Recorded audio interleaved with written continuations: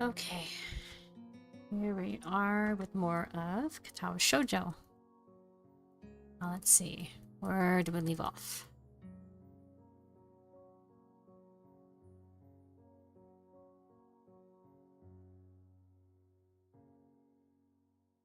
In her own image, umbrella logic cake.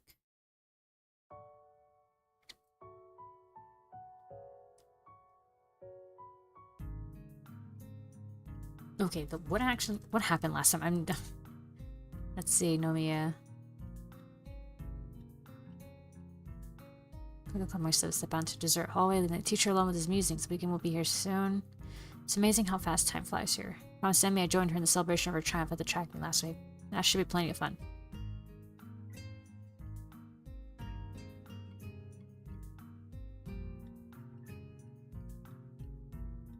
Right, okay, yeah. I remember we encouraged Reem to go, continue with the thing, I think.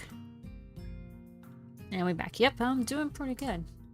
Had an intense Pilates workout today. I used weights with it, so I'm a little tired. Physically, anyway. Let's see, are you sure you want to go? The weather has been wonderful for all of June. Has finally taken a turn for the worse. The leaden clouds dripping over the town look worrisome and the air feels heavy and still, just like before rain. Oh man, it's a freaking summer rain. Those are the worst. It's like all humid as fuck. Oops, tapped the mic by accident. The forecast says there's a 60% chance of rain this afternoon. Maybe this will mark the beginning of the rainy season. I was gonna say, it looks kind of grayish. Like there's a gray tone filter over everything. Oh, so we already met up with Emmy. Okay, that's why. Okay, so that's what he was referring to. Of course, I'm sure. I've been waiting for this all week. Emmy had planned a picnic at some nearby park, with snacks aplenty brought from the convenience store. With the weather this gloomy, it seems risky. Oh, so this is their little picnic thing.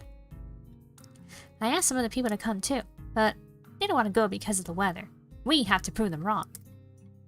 Wrong how? You know, like how it always rains when you think it won't. And when you think it will, it doesn't. Well, we'll go no matter what. So it's a win-win situation. I've been going without sweets for weeks because of practice for the track meet. But now I can splurge on anything I want. Nothing is gonna stop me now. Don't stop me now. 'Cause I'm having a good time, having a good time. Hey, Leaf. Hello, hello. I thought you were all about a healthy lifestyle and stuff. Oh, Hisao, you understand so little. There's not a single girl on this planet who doesn't love sweets. I don't like sweets. She doesn't count. Anyway, is this clear? That's funny. He's like, no, she doesn't count. Completely. We will go and eat our fill of sweets. Damn straight we will.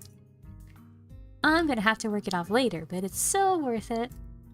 Emmy seems to be extremely determined about this. She's positively exhilarated, brimming with energy as always. But something seems special today. It looks like she can hardly stop herself from jumping up and down on the spot. Come on! I grasp the wooden handle of the umbrella I brought and start to follow the two girls, who seem to have no qualms about leaving me behind if I keep daydreaming. My umbrella is really fancy, the old-fashioned kind with a curved handle and a metal spike at the end. It used to belong to my grandfather. I used to have one like that, actually.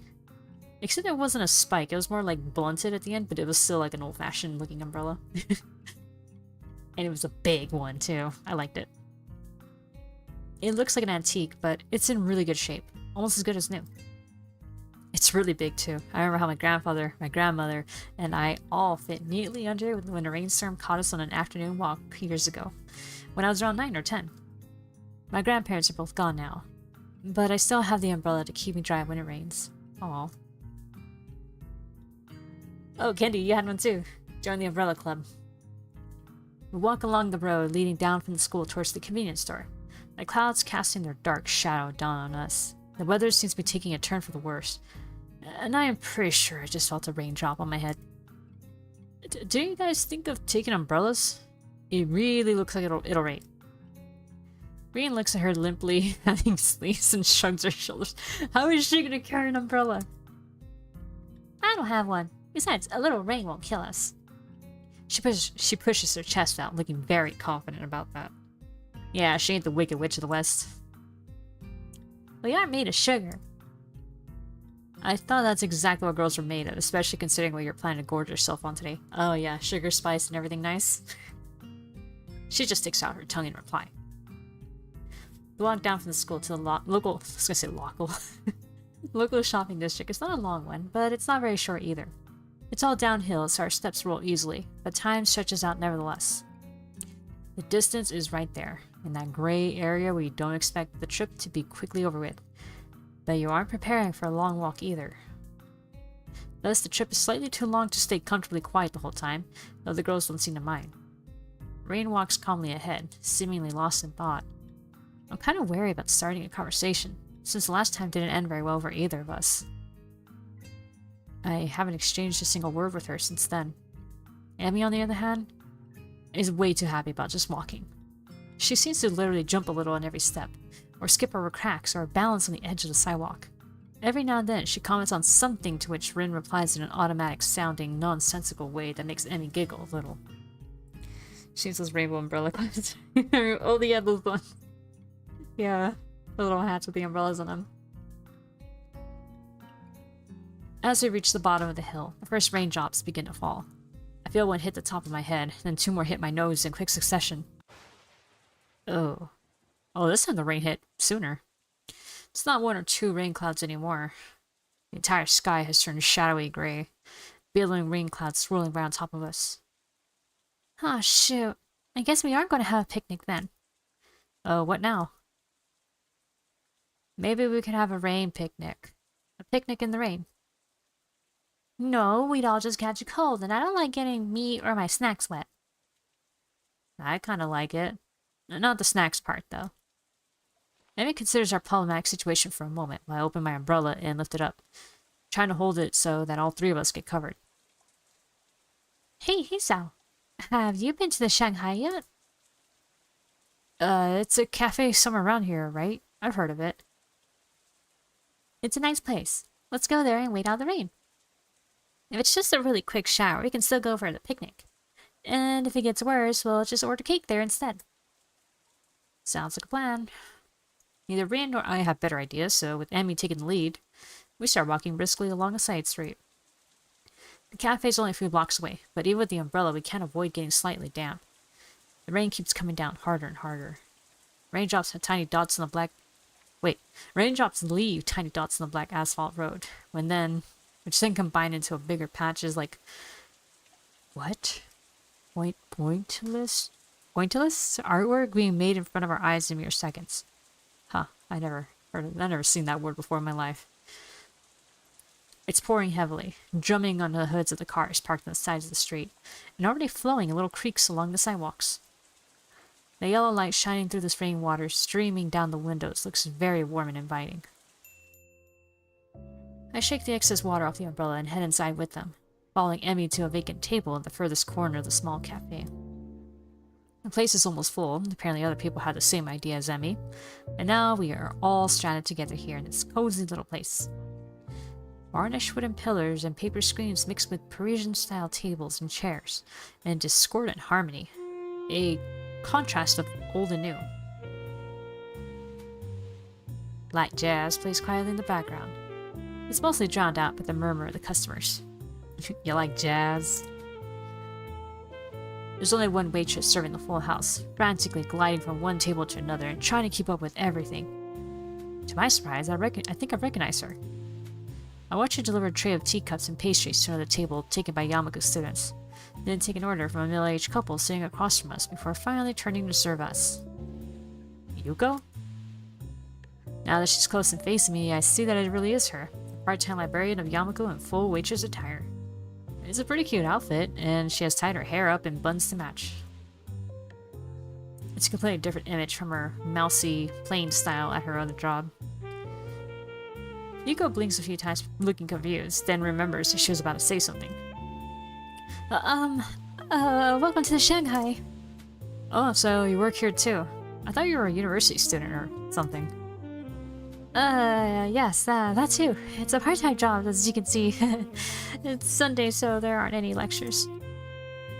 A good thing too, since today has been so busy, I'm wishing for another pair of hands. Anyway, I'm in a bit of a rush, as you can see, so, what can I get you today? Emmy doesn't hesitate even for a second. Her eyes glitter like those of a kid in a candy store. Tea for everyone, and cake for me! Yuko tries to stay as formal and professional looking as possible, smiling cheerily at my ravenous companion.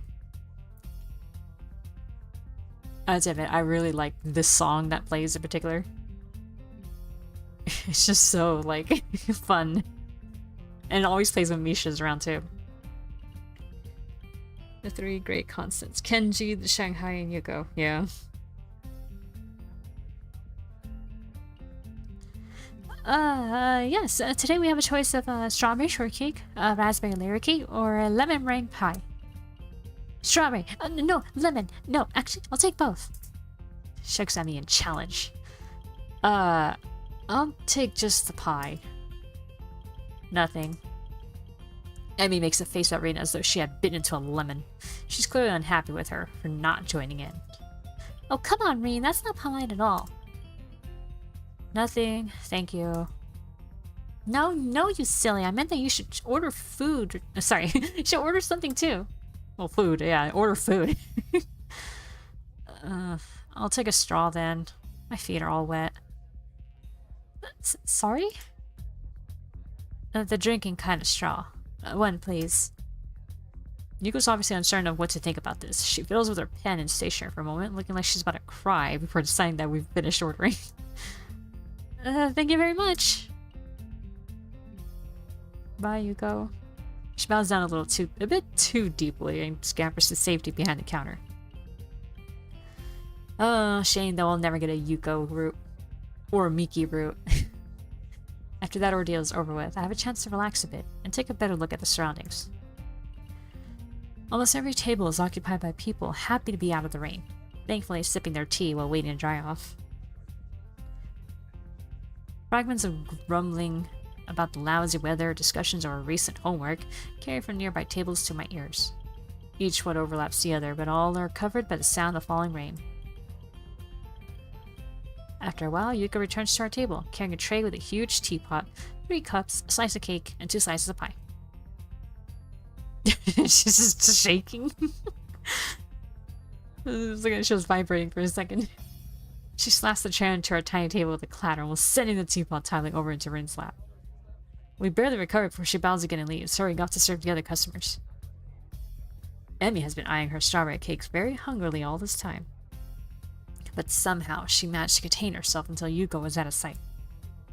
She digs in with gusto while I content myself with pouring tea for everyone and placing the straw in Rin's cup. Rin looks at the way the tea swirls round and round in her white china cup. Her eyes half closed, almost like she's being hypnotized. Oh. I pick up my fork and eye the food in front of me. The pie I got looks perfectly done. Thick layer of meringue and top creamy lemon custard. After having the first bite, I pause, savoring the combination of tangy citrus and smooth sugar meringue. It's quite good. A little bit too sweet for me. It felt good. She's talking through a mouthful of cake, already halfway through her slice, even though it's not exactly small. I want to taste some of that. Yoink. Before I get to respond, she strikes out at my delicious pie, takes a piece with her fork and escapes with it. This is pretty good too. What are you doing? You have a slice of your own. Yeah, but if I started on that before finishing the cake, it'd be rude, don't you think? Her insolence is outrageous, but the gentleman in me allows for no retaliation. I glare angrily at her, and she replies by sticking out her tongue impishly. Emmy is even more hyper than usual today. But I don't mind. It's good for her to let off some steam. I take another sip of the tea in my cup. It's good and hot, even though I don't usually care much for tea. And the atmosphere in the cafe is very relaxing. I don't mind spending the rest of the afternoon here. Not even after Emmy orders her second piece of strawberry cake, and Rin spends most of the time staring fixedly at the rain streaming down from the heavens. Even Yuko rolls her eyes at the third piece of cake disappearing into Emmy's bottomless stomach, just as quickly as the previous two. Hey Yuko, you made it. We're hanging out with the girls of the Shanghai. Despite the passing of time, it's still raining outside when we exit the Shanghai, though it seems to be letting up a little.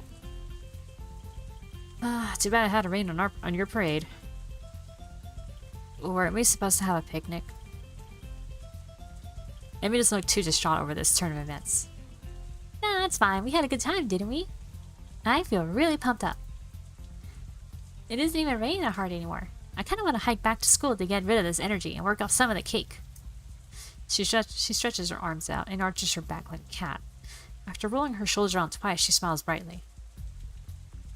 Man, I can't really run with these legs though, especially uphill. I wish I brought my other ones. This notion sounds odd, spoken so casually.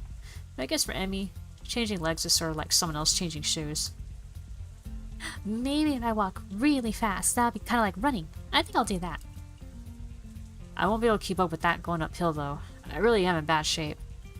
Plus, you'll get wet without an umbrella. It's hardly even a drizzle now. A few drops won't hurt. I think I'm gonna go to the track after I change my legs too. Emmy skips away from the protection of my umbrella and goes on ahead at a brisk pace. Suddenly, she seems to remember something as she stops and spins around. See you tomorrow! Come eat lunch with us on the roof. I'll bring enough for 3. Bye. Ray and I are left to watch her wave at us and skip off again. Soon she disappears around the street corner. I'll never understand why Emmy is perpetually in such a hurry to get somewhere. So, would you like me to walk you back to school so that at least one of you won't get wet? If you're happy with it. Seems neither of us wants to keep alive the strained atmosphere from the argument a few days ago in the art room, which makes me feel relieved. I don't want to bear grudges, and I'm happy that Rin feels the same way. According to anime logic, Emmy will now die from contacting some of his stairs. Oh no. No, she's just gonna catch a cold, I bet. I don't know. Just getting just a little bit of wet in the rain just makes you instantly sick.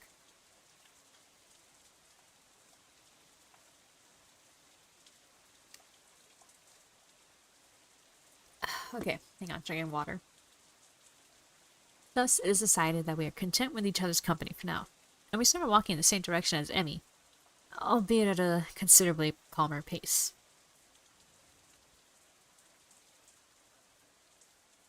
I get a bit closer to Rin, even though the umbrella is already big enough to shelter us both. I can feel her nearby warmth, providing a contrast to the chill of this rainy weather. Raindrops hitting the umbrella make a distinctive sound, playing the staccato melody of rainfall for nobody in particular. I realize I haven't been outside in the rain in what feels like forever. I inhale, taking the scent of rain, feeling the weather with all my senses. The smell of rain does smell nice, honestly. Especially that, like, wet earth smell. The world melts into a blur inside the rain. The colors of the sky have deepened from gray to dark blue, with hues of red added to the mix of the sunlight reflecting off the clouds. The low-hanging sky looks pretty, as if I could reach out my hand and touch it. Have I told you how much I like rain? It's like painting. It makes me feel connected. Almost echoing my thoughts, Rin lets out one of her own. It slips out of her mouth, circling around us gently. Everything looks so soft. Like the outlines of things just disappear. I like that. It's like the rain is hugging me. Her voice sounds different from usual, more gentle now and soft. I wonder if it's only because of the rain, or because of the mood the rain brought upon the quiet artist girl. I feel that mood in myself too, enhanced by her words. Yeah, I like rainy weather too. It's nice every once in a while. I wonder what it is. What is it about the rain? Everything. A silence follows the statement, as it allows for no continuation. I decide to push the direction of the conversation a little. But, you know, if you like the feeling of being connected, what's the problem with showing your paintings to others? Don't you want to be connected to other people? To other people? Sorry. It's not the same thing. You're comparing apples and squids. I brought the subject Rin wants to avoid, and it shuts her down. Oh god, it shuts her down again. There we go. Hang on, I feel a burp.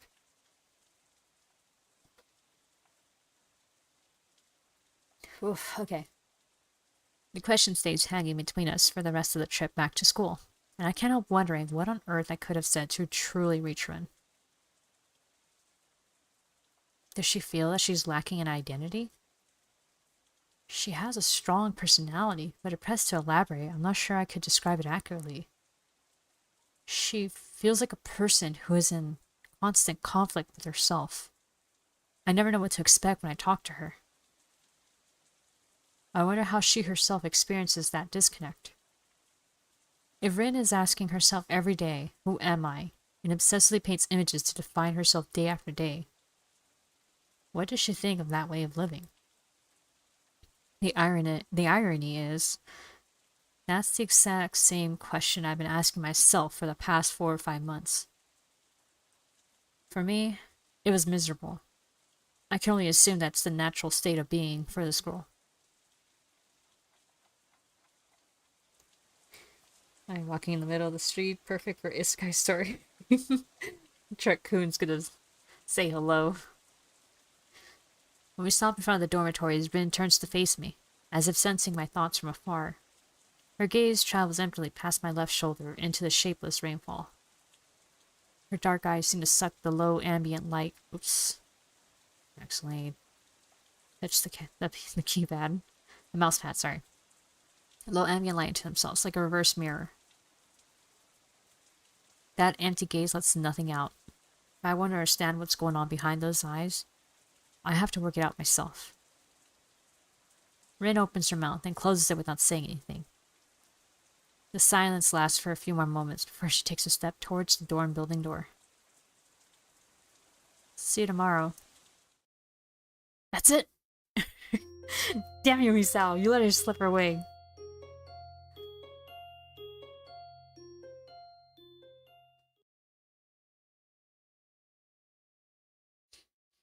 The next morning, like every second Monday morning, until he says otherwise, I have an appointment with the nurse. They allow me to skip part of my first class in the morning, and I don't feel any shame in skipping the rest either. Rather than being thankful I get to miss world history, I instead feel dread when I think about these appointments. I wake up at the normal time anyway and wash myself in the bathroom and share with Kenji, tidying my sleep disheveled hair. I quickly get dressed, put my laundry in the basket. I pack up for the school day. I have all my homework done, like usual, so I have a bit of free time now.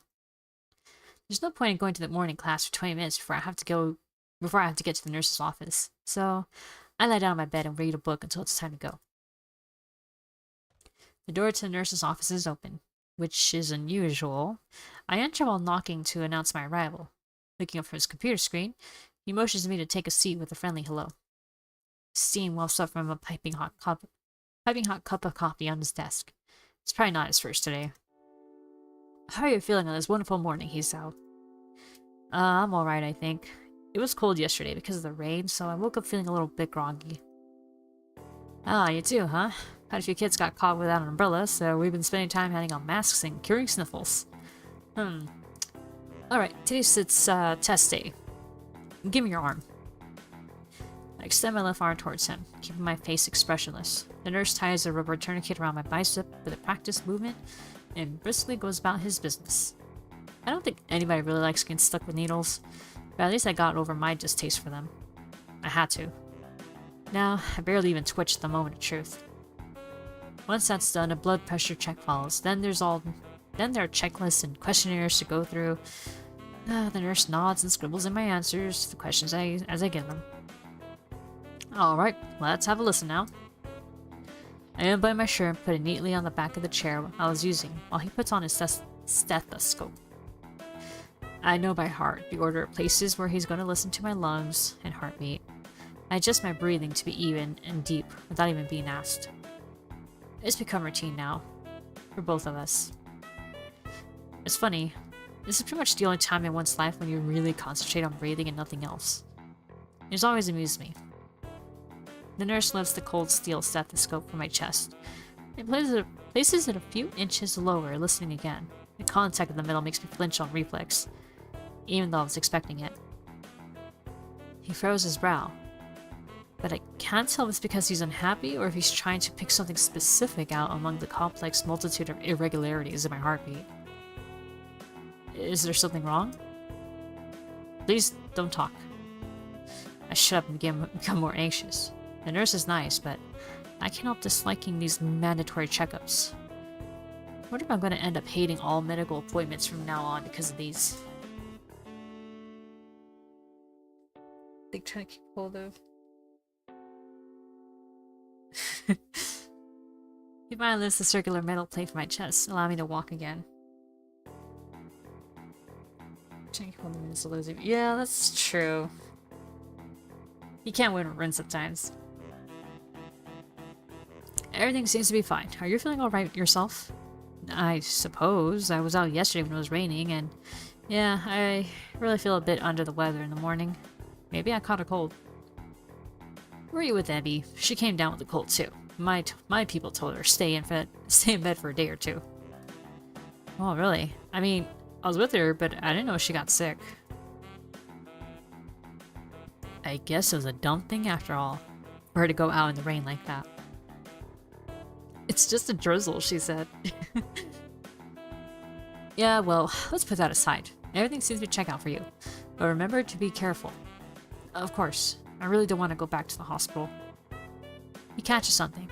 Maybe repressed terror, I don't know. In my voice, and glances up from some papers he was looking at. Hey, don't worry. At this stage, it would take a huge crash in your condition to get you re-hospitalized.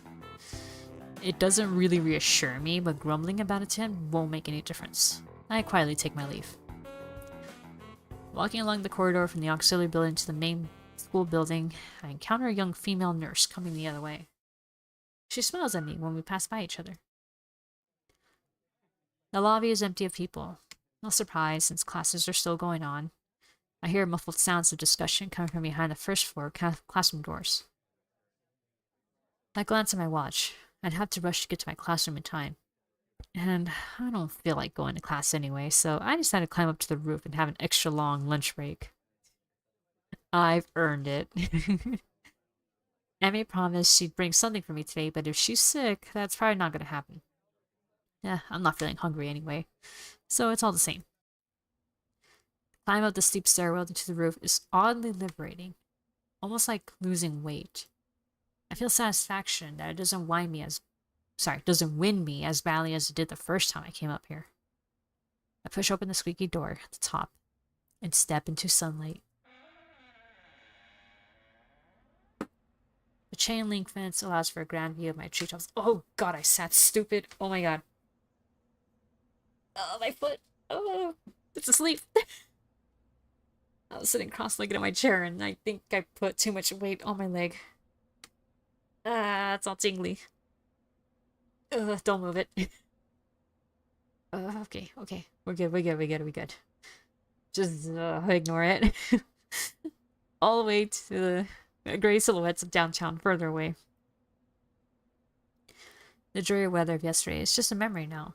The silvery blue sky seems to be a mere arm's reach away. I forget for a moment that I'm in a bad mood. The warmth of the sun soaks into my bones, making me drowsy and lazy instead. Anyway, like that. I don't like it. I really don't like it.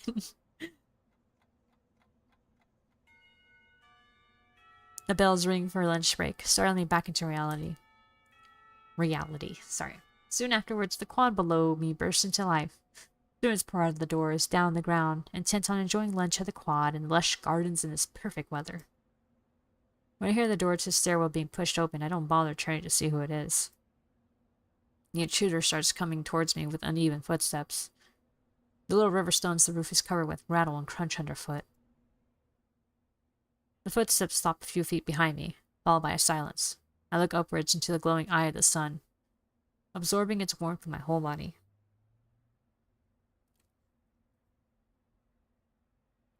You're one of those sitters in chairs. Yes, that's how I feel comfortable. If I'm in a chair and if I'm able to, I will sit cross-legged. Even in a restaurant. Well, you know, the restaurant makes it easy to hide the fact that I'm sitting cross-legged.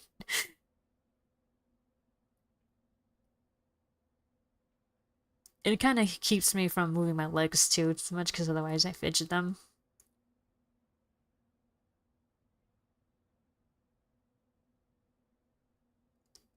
I mean, I'd still fidget a little when I sit cross-legged, but it's not as bad when I'm letting them hang loose. What are you doing? I turn around out of curtsy at her first words, to behold the slim, awkward figure of Rin Tezuka. She looks very much like herself today, too. Her hair is maybe a tad messier than usual, as if she just got out of bed. She stands with her weight shifted onto one foot, looking at me with mild curiosity, as if I were something in a store's display window. I don't know, just spacing out, I guess. What about you? Emmy promised food. We usually eat here. I'm afraid you're gonna be disappointed. I heard Emmy came down with a cold. Oh, I guess that makes sense. She wasn't in class. It's not that common to get a cold in June, though. You don't think she went running at the track afterwards like she said. The rain just kept going. Probably. In the rain? In the rain. Sounds like a bit too much for just keeping up with the train regime. Jesus Christ, Emmy. Emmy's a hard-headed one, though, so I can see her running in the downpour just because she had to. Well, a lot of the time for these girls, you know, they do things just because they can.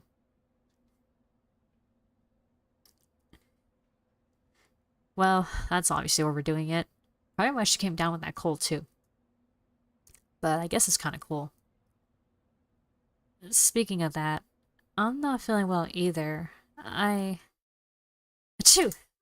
Rin sneezes pretty hard, failing to stop it in time.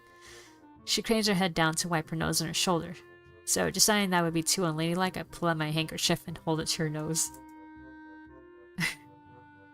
Here, bless you. Thanks. She clears her nose and I dab the handkerchief gently on it, wiping it clean. Her nose is really cute. Oddly enough, it's probably the girliest part of Rin's face. I think I'm blushing a little, but Rin doesn't notice. Thanks. I think I might be coming up or down with something too. Like I was saying. I hope not. Rin doesn't seem to be bothered about eating, so despite the lack of Emmy provided lunch, we stay up on the rooftop. She comes over and stands next to me, right up against the fence, looking into the same abstract distance as I am. Nobody else seems to be coming around to intrude upon this calmness either. It's quiet and peaceful. What does one do on a lunch break, if not to eat? Turns out that, between the two of us, we don't really know. You can't even share a single brain cell. Fortunately, passing time is an activity that matches itself just fine. Even though there's no conversation to fill the silence between the passing seconds, no pointless activities like cloud gazing to spend upon the minutes between now and then, time marches on relentlessly. I keep checking the time on my watch, then decide it's a dumb thing to do. Instead, I try to hold out for as long as possible before I check it again. Maybe I can hold out for 6 or 7 minutes. Alright, hang on. Water time.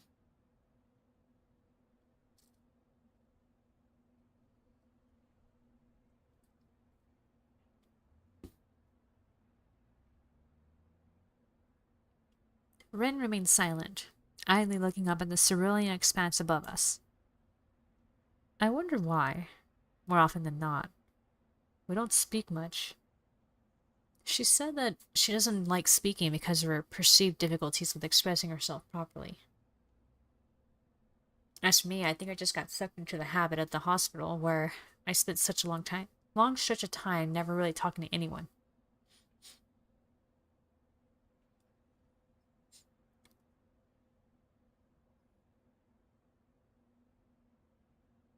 Most of the time I feel comfortable about this quiet mood.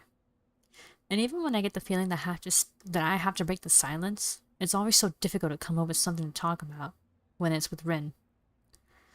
She and I are on such different wavelengths that nothing seems to be on common ground. What is it that you like about the sky so much?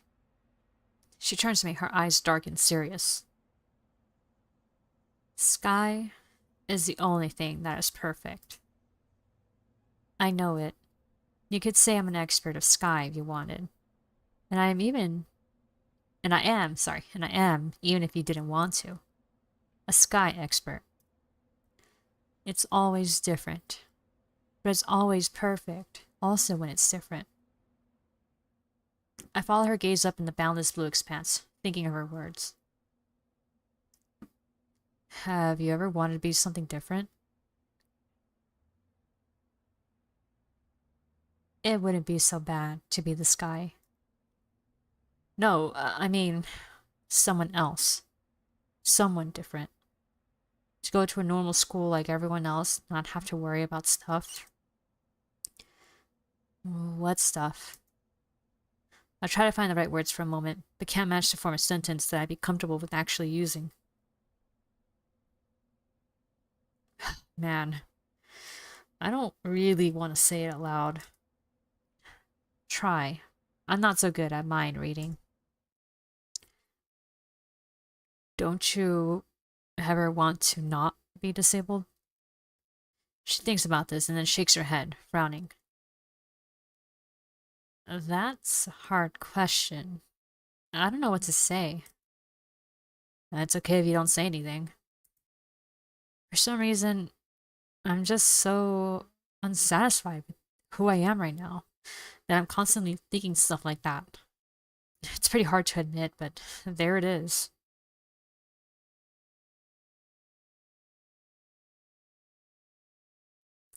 I'm pretty sure with anyone who has had any kind of like mental illness or any kind of problem, they're gonna be wishing I wish I didn't have this. I wish that I was normal or something that I didn't have to deal with this.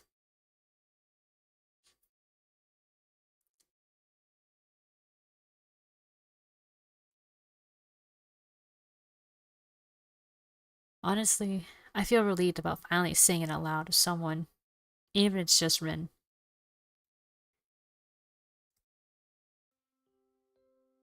I think I want to be different sometimes.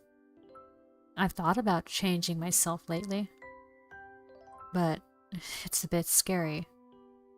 Like walking backwards with your eyes closed. The difficult part is to know where your toes are not pointing.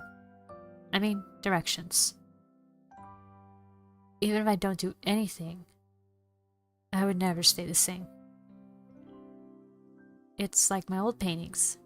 They are different than what I paint now because I'm different. But they are still my paintings, so there's something same. That's really strange. I am different every day, but I'm still me every day. Who am I then? Is that a riddle? If you want it to be. I don't know the right answer though, so you have to come up with it yourself. Well, it's the sky, isn't it? Going by your definition just now. I actually managed to surprise her by that. Maybe she had already forgotten about it. Since you see how Hisao regains the identity he had taken from him. Yeah, that's true.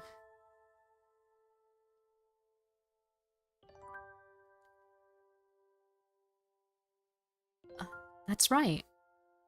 But I was thinking about myself when I said that. Very strange. Could it be that I actually am the sky? I don't think that's possible. Your logic's a bit off somewhere. She looks down and shuts up, and I can see she's quickly going over the deduction mentally. Seemingly unhappy with the result she finally arrives at. Yeah, maybe I'm not the sky. Would make sense. I have a hard time knowing what kind of person I am. You're not the only one. It's like my mind is in some other place than the rest of me. Is she dissociating? Isn't that what dissociating is? Like when you're like, you know, move away from where your body is. It's like you're watching yourself because, you know, it's better to think of it as watching someone else than actually being in there in the moment. Underwater. Yeah. I wonder how I got there. I have no answer, so a brief silence falls between us for a moment. I shift my gaze back to the sky above us. The last time I really paid much attention to the sky was... I guess it must have been at the hospital. I could only see a thin strip of sky from the window of my room. If I walked up to the windows and pressed my face against the cold glass, the strip became bigger, but not by much. That sky made me feel sad and lonely, a reminder of the world on the other side. I wonder if there's another world beyond the sky we see from up here on the school's roof as well. I can't stop comparing life at Yamako and my hospitalization, but I really should. I'm not there anymore. The narrow sky from the window of my hospital room, the faces of the doctors, the faces of my parents, the off-white walls everywhere, Iwanako's letter echoing the words she never said. They're things of the past now. I wish I could forget everything up until now, and that time would stop completely. There'd be only me, Rin, and the sky. An eternal lunch break on this rooftop. Perfect, unchanging, and forever. Associating can be described in different ways. Existential crisis and identity. Oh, okay. I'm not sure if I like or hate this school. I could have gone to a normal school if I wanted, but I chose to come here. Why? I just decided I would. Kind of like melon or plum jelly. Do you think it was a good idea? I mean, there are a lot of good things about the school, but I think there are a few bad things also. I know. I kind of collect people because they are interesting. People here really are amazing. Most of them, but not all. Some people can't take it. They hurt too much. It gets really bad sometimes, you know. They hurt. Oh, I guess that would make sense. People with chronic pain would end up going here too, huh? Oh. You know, if I had chronic pain, I would wish I was someone else. Yeah. Oh, chronic pain is horrible.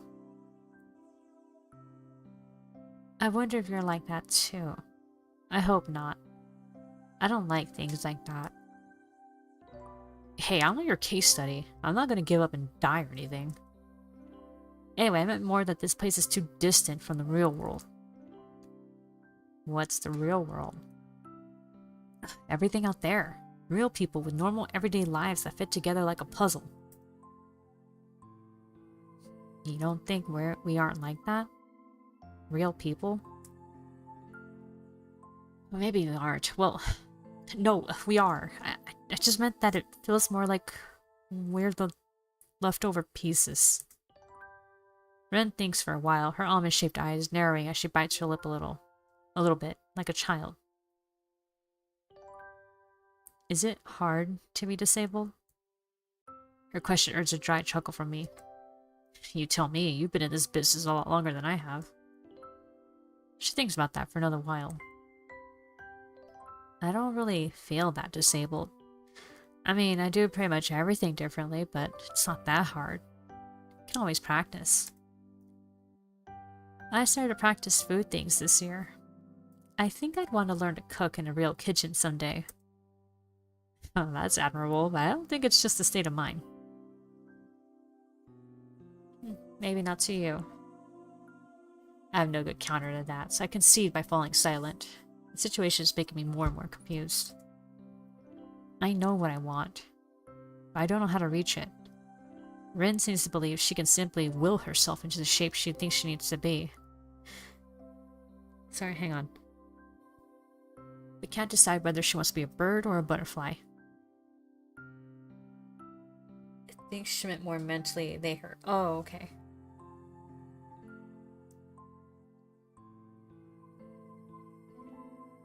Oh, so that's why she ended up there? Huh.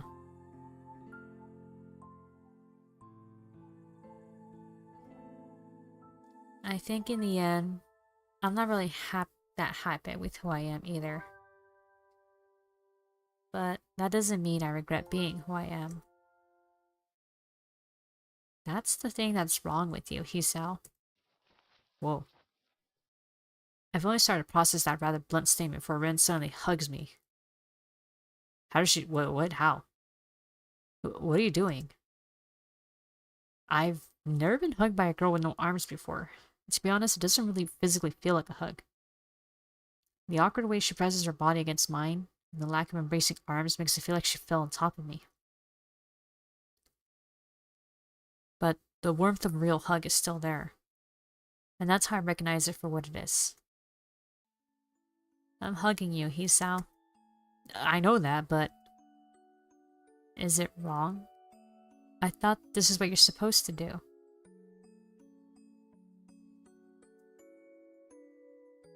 I'm not really used to this kind of thing. The first time Emmy hugged me, I got surprised and kicked her in the stomach. Jesus! Invading my personal space! Kick. I can kick pretty hard, so she hasn't been hugging me an awful lot after that.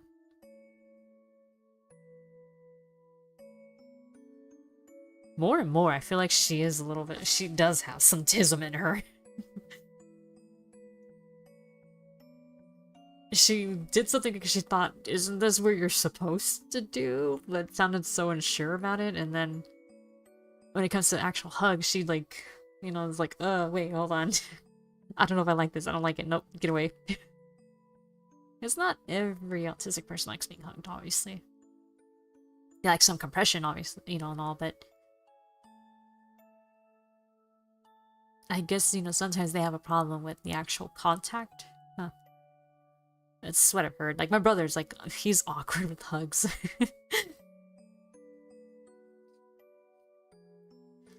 It's not wrong, just... no, it's just me.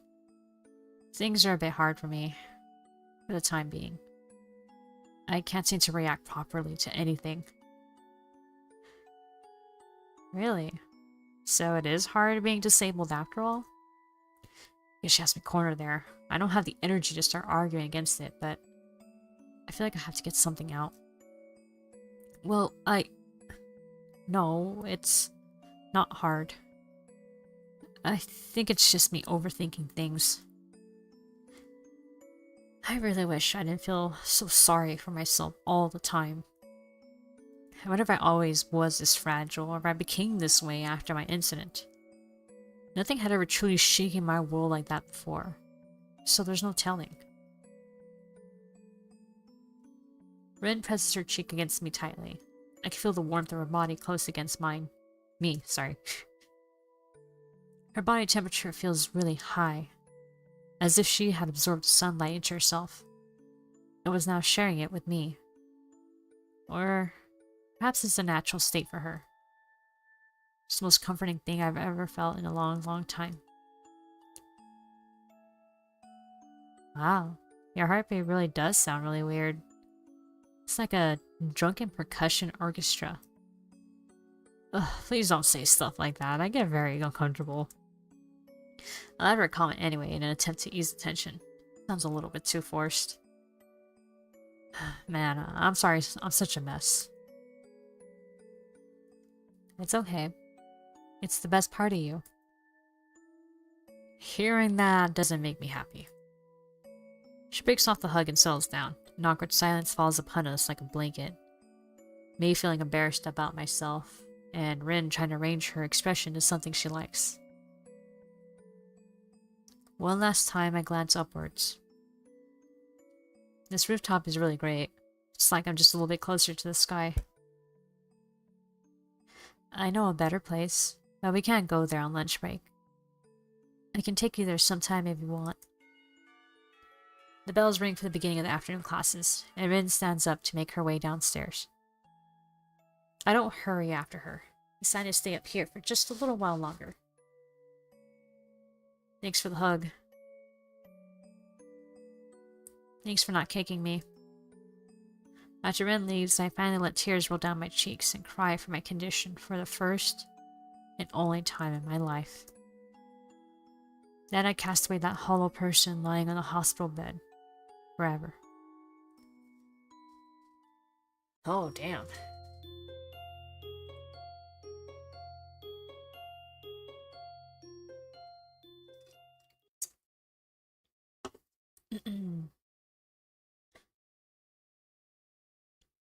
Two days later, I'm feeling less miserable. I didn't go for a long, brisk, healthy walk like the nurse recommended, something which I had avoided and dodged with all sorts of excuses earlier. I feel more active in class as well, delighting our science homeroom teacher, Mr. Muto, with correct and promptly delivered answers. The break right now between the two morning classes is too short for any sort of meaningful activity, but too long to just spend it sitting in the classroom and doing nothing. Going out into the hallway isn't much better, but flexing my stiffened muscles is a better use of time than laying them... Hold on. Oh man, that's what happens when you drink carbonated soda. Wait, no. Sorry. Carbonated water, that's what it is. Sparkling water. Just makes you burp. Better use of time than letting them get even stiffer by staying seated. The door of the neighboring classroom door opens, and the students of 3-4 emerge to further fill up the already semi-crowded hallway. It seems their teacher kept them in for a few extra minutes. Emmy is among them. She shows me noticing her, which makes me look away on reflex. I don't, however, and Emmy smiles at me as she happily skips towards me past the other students. Emmy looks pretty energetic, showing no signs of illness whatsoever. It seems she recovered from the cold. Hey, good morning! Nice to see you back on your feet. Feeling better now? She looks fine to me, but I still feel compelled to ask. Thanks! And yeah, I do. It was just a cold. Nothing serious. Emmy laughs confidently, as if to emphasize her condition. I wonder for a moment what what would count as serious in Emmy's book. She seems to be eager to put the topic aside, though. Where are you going? Off to Reen's room to see if she's awake yet. Oh? She skipped the morning class? A sheepish smile emerges on Emmy's face, and she gets slightly flustered. Not exactly. It seems that she caught the cold that I had. Oh, sorry to hear that. Well, she was out in the rain on Sunday with us, after all. I saw her Monday and she was feeling a bit under the weather back then, too. Yeah, anyway, I'll ask the nurse for some cold medication to give her if she doesn't get better soon. She leaves for the girls' dorm. I want to go with her to wish Rin well. I want to tell her that I'm better now, too. But it doesn't feel appropriate. An unspecified feeling diverts my thoughts away. Somehow, I just can't summon the resolve to go in there. Is this what Iwanako went through when she tried to tell me what she felt? Oh, damn it, I keep fucking doing this. Move to the side. There we go. Even though I'm feeling more energetic, I'm still hesitant about going over there to talk to Rin. Oh, wait, I didn't skip anything, did I? No, I didn't. Okay.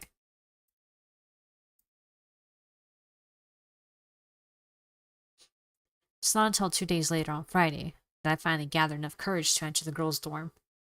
I ask the first person I meet inside for directions to Rin's room.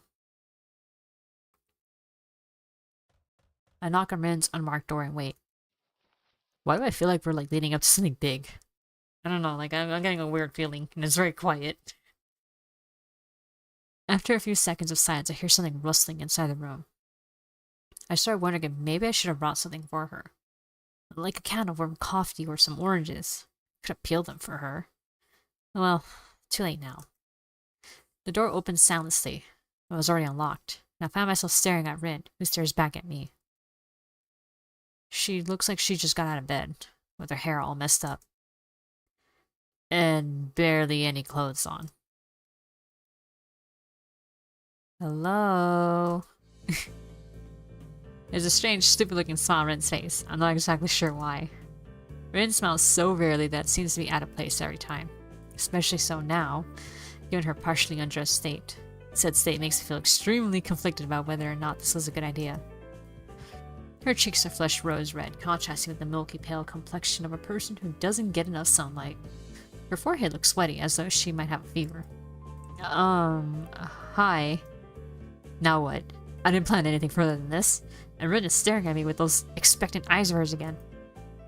Something about the situation gives me very strange vibes. Her eyes are even more vacant than usual, and she seems to have a hard time focusing them on anything. The lack of clothing is disturbing, but since she herself doesn't seem to be bothered, why should I be? I keep telling myself that. I thought I'd pay you a visit since you haven't been at the art club. And I want to talk with you and wish you well. Rin doesn't show any sign of recognizing what I just said. Make me wonder if she actually understood my words. Or if she even heard them. Maybe it's the fever making her groggy. She might have actually been asleep before I came over.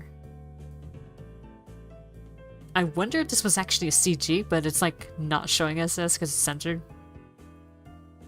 Okay. She turns on her heel and withdraws from the door. Walking back inside the small room. From the doorway, I can see her walk to her bed and half fall down, half sit down on the misty pile of bedsheets. The open doorway seems to be more of an obstacle in my mind than the closed door was.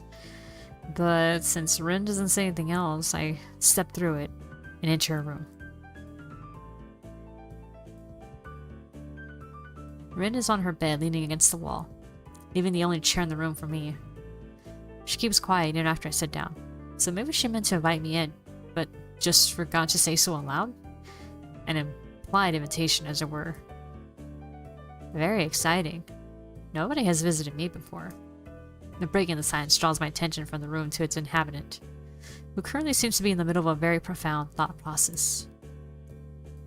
Actually, that was not true. About visiting. But Emmy doesn't count even if she visits. She always pampers me too much. I think she's having too much fun. I haven't failed to notice that Rin doesn't have her shirt buttoned up. But I try to keep my eyes strictly locked on hers.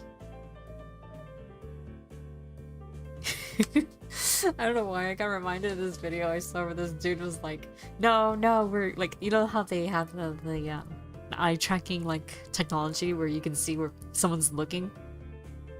And this guy was like, I guess he saw a video like of a woman had, she's just I forgot what she was doing, but like she had cleavage like in her shirt, you could see it. And then this guy's like, no, like, we're better than this, everyone, we're better than this, we can do it, or he says some shit like that. And then when he plays the video again, you see that the first thing he looks at is the cleavage, and the moment that you see it happen like on screen, obviously he knew, and then right away he goes, fuck. Oh man.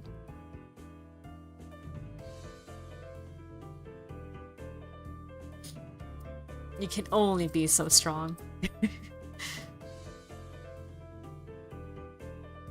It's rather evident that she's not a very body-conscious person. My own body, however, is quite conscious of hers right now. Oh no, are you getting a boner? She came to wake me up at— oh wait, whoops, hold on, that was Rin. She came to wake me up at 7:30 today. Can you imagine that? She pauses for a while and glances up at my dumbfounded face. On second thought, you probably can. It's not like that reverse rainbow fish I tried to imagine earlier. That was hard. Hey, I heard about that story, the rainbow fish. I also remember there being a cartoon. I used to be on there like way back on HBO.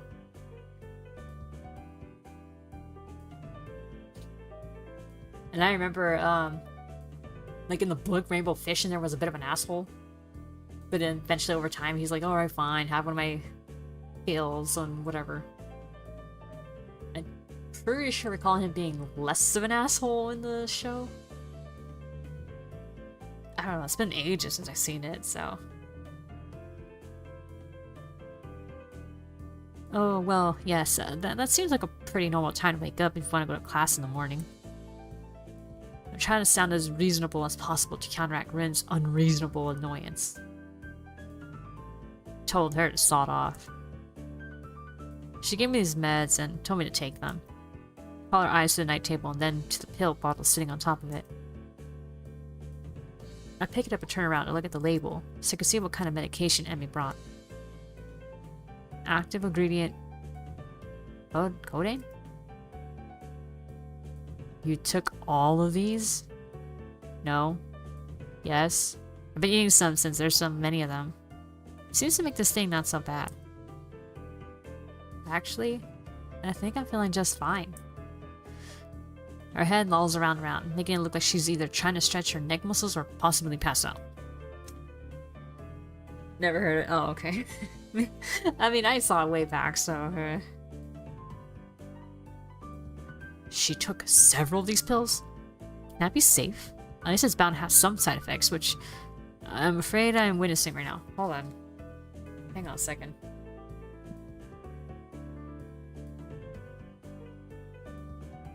What was this shit called again?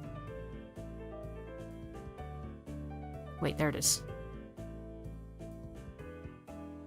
Because, I mean, I am not exactly fluent in my medications. I don't know what this is.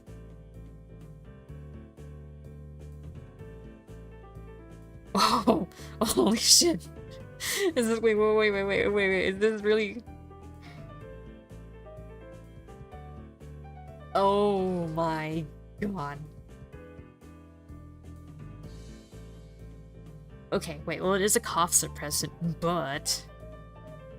it's an opioid.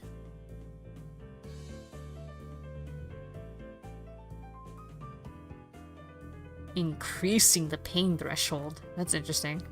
It's pain relief.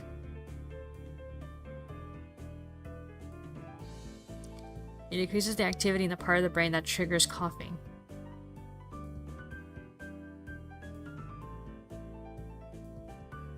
Let's see, it's available as a single ingredient drug and in combination with other painkillers like acetaminophen, okay, aspirin, and ibuprofen.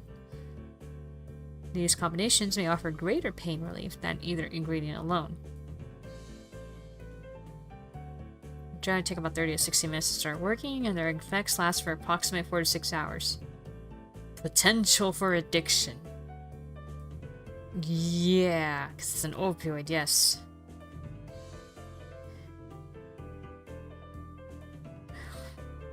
Why did the nurse give her this? Or rather, why did he just give it to Emmy to give to her? Holy shit. I know this has a C2, it's not like it's full nudity or anything, it's evocative of course, but hardly needed to be censored. Also, oh, you remember the rainbow fish. She definitely gonna feel anything. It's the last person who should be using substances of any kind. Yeah, that's what makes me concerned. I was like, wait, what is this? And that's how I looked it up, and apparently she fucking ate a lot of these like candy. She ate these like candy. I only ate some. Oh my god. Okay, hold on.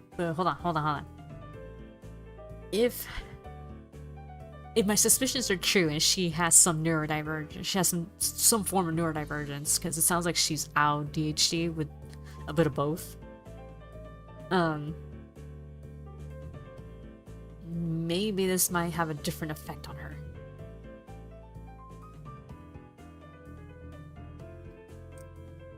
Because we gotta factor in like how certain medications can affect someone with, you know, neurodivergence, you know, like I was told that my medication, Wellbutrin, like they warn me like, oh, take it in the morning because it's gonna make you it's gonna keep you up at night, you know, you're not gonna be able to sleep. But it does not at all make me feel awake. It does the opposite. It actually makes me sleepy. Like, it really brings me down a bit. Not depressively, but like, as in, like, it really dampens my stress. Which is good. Because otherwise I'm always on high stress alert almost all the time then, yeah.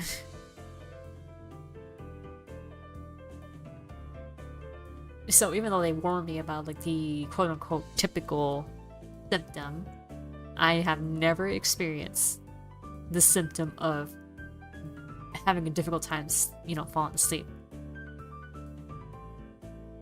Or rather being kept up by it. No. If anything, me staying up when it actually does happen, that's me doing it to myself because I'm being stupid and, you know, looking at my phone or some shit. So that's on me. That's not the medication. Because the moment I put down the phone, then I fall asleep. So, you know. Anyway, let's yeah, get back to that. It's called signal interference, by the way, going off the smile she has. Oh, she's checked out. Oh, fuck. She's high as fuck.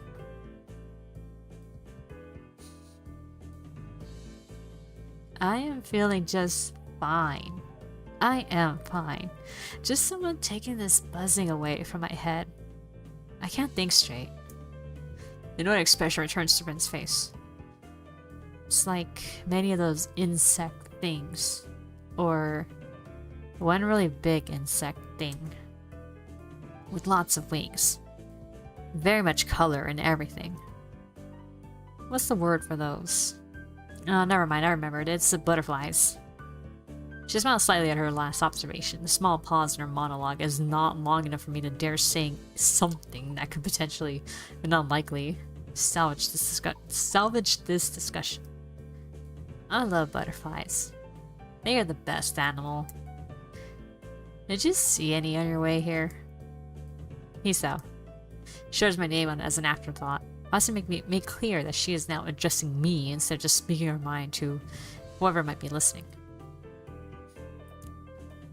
This odd situation has left me speechless, more or less since the moment Rin first opened her mouth. Now that she herself doesn't seem to have anything else to add, silence fills the small room. Makes me glance around again in an attempt to find something to talk about. Rin's room is about as small as mine. Bro, what do you mean something to talk about? She's been trying to talk to you. You just don't want to engage in it. The big window, which takes up most of the wall furthest from the door, opens to the east just like mine. It looks very normal, which strikes me as strange. I expected something more different. About a dozen paintings, most of them are Red signature abstract style, and a few art posters are taking up almost all of available wall space. But that's about the only difference between her room and mine. This room is not exactly aesthetic, but it doesn't look like what I expect from the girls' room either.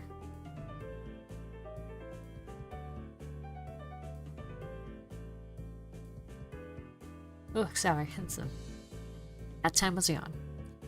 A yawn. A faint smell of art, of paint and paper is floating in the air. It's the same smell the art room has. Rin isn't too concerned about being tidy, it seems. Everything she owns seems to be arranged in various piles around the room. Yes, it's organized chaos. Your room looks nice. It's an empty sentence one uses to fill empty spaces in conversations. But my wits are failing me pretty hard right now. It is very nice that you came to see me. It makes me feel very... What's the word? You know, the one about things and stuff. Anyway, you came. Rin's rally makes me remember that I actually came here for a reason.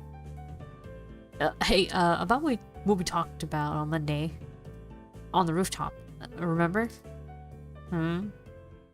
Rin doesn't seem exactly attentive right now. Not that she ever is. I plow ahead and get off my chest anyway. I just wanted to tell you that I'm going to be better from now on, I guess. I hate being so pathetic. So I decided that I'm not going to be. Anymore. I guess that's all. Okay. Isn't that good? The blurry words flew out of her lips slowly and uncontrollably. I'm happy for you. I think. That's what I think. You shouldn't look so sad all the time. I mean, looking sad is fine if you're not sad, but you look sad like you're actually sad. That's no good. Are you going on some training camp where they make men out of boys? Or mountaintop meditation? No, I don't think so. Oh, I guess that's fine too. The sentences come out of her mouth and probably her brain one at a time with a small pause between each, making her gibberish hard to understand. I just think it seemed like a good idea. Maybe it's not. Ren finishes with one more line, getting to say the last word over herself. An impressive display of what I can only describe as mental shadowboxing. Oh man. While I'm embarrassing myself, might as well tell you that I'm sorry that I said some stupid things to you last week. It's your own business to decide what you're going to do. She seems to not register my words first, but then understanding lights in her eyes. She waves her head around in a way that could be interpreted as anything. It's okay. I probably said stupid things too. It's just sometimes a bit hard to keep my thoughts the way I like them. They're not very straight, at least most of the time. Not that I want to have them straight, I just wish they were at least in some shape. Round is fine too, but I need more definition. My thoughts are very messy. Messy.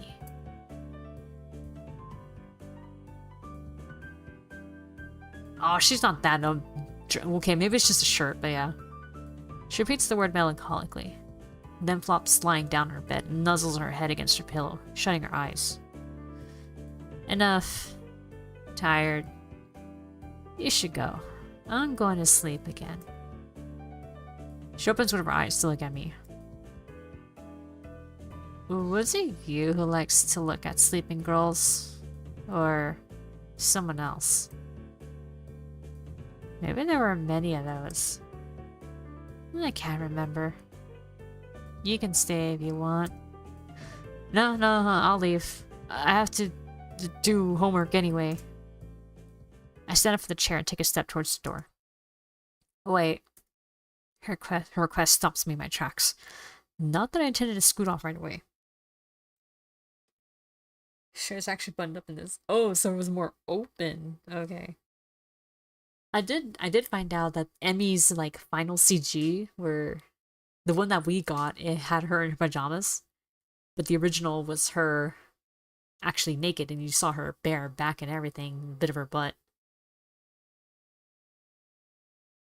So yeah, I found out that one was actually censored in this version. So I guess in this one they buttoned her up a bit.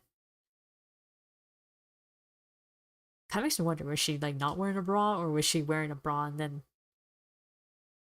No, because if she was wearing a bra, that wouldn't be so bad. I think. Yeah. Her request stops me tracks. Oh yeah, I already read this. I look over my shoulder at the girl lying on her bed, again with the strangest kind of smile on her features. She should smile more often. Oh, don't be that fucking guy. You know, you're cute. You should smile for her. You look cute. God. I can walk you to the door. It's the least a gentleman can do. Ren giggles like a little kid, making me beyond absolutely certain that she took far too much of her cold medication today. I have always wanted to say that. Slowly and with difficulty. Ren first rises to a sitting position again. Then she stands up with even more difficulty, and more slowly still. Ren is standing, although barely. It looks like she has trouble keeping her usually decent balance. Again, probably a side effect of the medicine. She takes an unsteady step towards me. Then another smaller one as she notices that it's not a good idea to try to take big steps. Split button normally. No, bro, but still wasn't bad, all things considered. Oh, okay. They probably thought it was a bit much.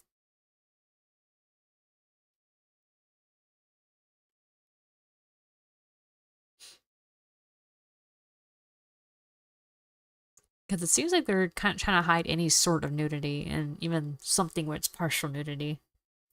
I feel my muscles tense as I prepare to catch Rin if she falls down. Oh. She manages to take 2 more steps before she falls against me. To my surprise, neither her downwards momentum nor a slight height difference are able to stop Rin from pressing her heart-shaped lips squarely against mine. As our lips part after a confusing moment of nothing but the taste of Rin, I look down at her, trying to find some explanation for this bewildering event. Isn't this kind of bad? It's like a drunk girl kissing you, right? I mean, she kissed him. Okay, as long as nothing else happens, then... Oh my god. Oh my god, maybe Hisao would. Oh... The euphoric smile of a madman bronze on Rin's lips again, and... I wonder if I will remember this tomorrow. I'm absolutely stumped on how to respond. Rin takes a step backwards, separating her body from mine, and making me only now realize that they were even connected in the first place. The second step is actually a fall backwards, legally straight onto her bed. The soft thud Rin's thin body makes against the mattress breaks the silence. I move quickly over to her to see if she hurt herself, only to be met with a peaceful face of dreaming. Rin sleeps. She is lying diagonally across the bed, somehow managing to have simultaneously fallen asleep while standing up and fallen down in a way that she didn't injure herself. Fool's luck. I tuck Rin in, covering her with the sheets as well as I can. She feels very light, even though I'm not that strong. I stand up to look at her. The oval-shaped face, the dark eyelashes shut against the feverish cheeks. The slender body covered with pale sheets. Rin sleeps. Conflicts, plural, churn inside of me. I think about calling a nurse to keep an eye on her, but decide against it. After taking one more glance at her peaceful face, I decide that she'll be fine. I do pocket the remaining pills, though. I exit the room and close the door soundlessly behind me. I exhale deeply, only now realizing I had held my breath for the better part of a minute. Taking a moment to relax, I try to calm down my heart, racing like a jackrabbit. There it is, first kiss. Okay, so I guess Hisao was a good guy this time. Didn't take things further. Good.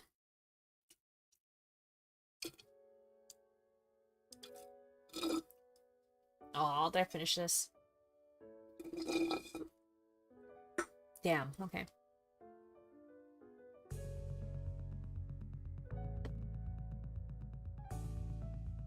He saw the gentleman for once, yet. Yes, indeedy. I had trouble getting to sleep that night, so the next morning finds me exceptionally groggy.